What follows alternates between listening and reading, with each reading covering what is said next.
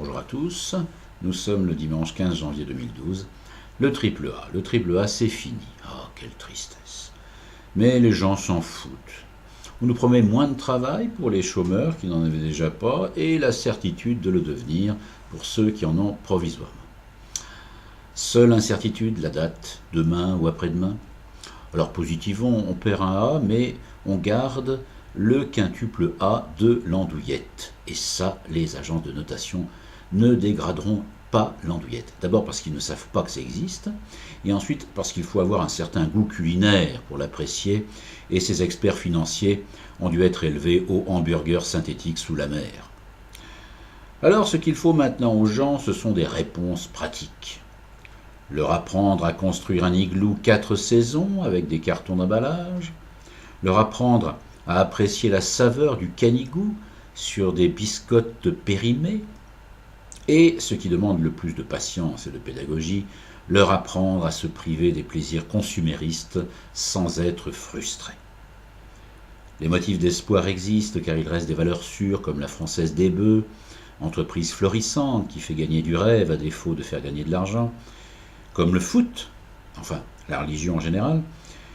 Alors pour le ballon rond, mention particulière pour l'Espagne, car si on leur enlève le foot, qu'est-ce qui va leur rester pour échapper à la faillite? Les corridas? Pour courir derrière le taureau en espérant le trucider pour lui bouffer les couilles ou sucer les cornes? Alors triple A dégradé, c'est à l'arrivée des pauvres encore plus pauvres, des riches, toujours aussi riches, et des classes moyennes, pas très classes, et plutôt médiocres qu'avec la moyenne.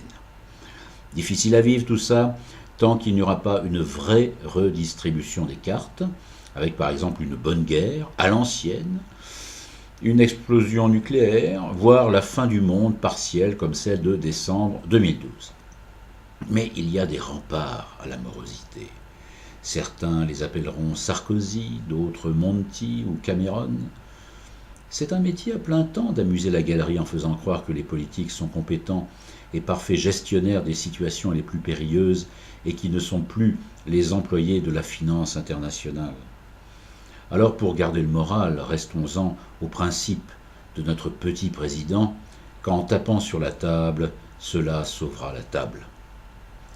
À moins bien sûr que nos amis qataris nous rachètent une lettre A, puisqu'ils doivent être aussi forts aux chiffres qu'aux lettres. Donc à tous ceux qui vont se mettre à vivre au quotidien pour ne pas s'angoisser d'un A de moins, je dirai avec bonheur à cette grande famille carpe diem, et encore bravo.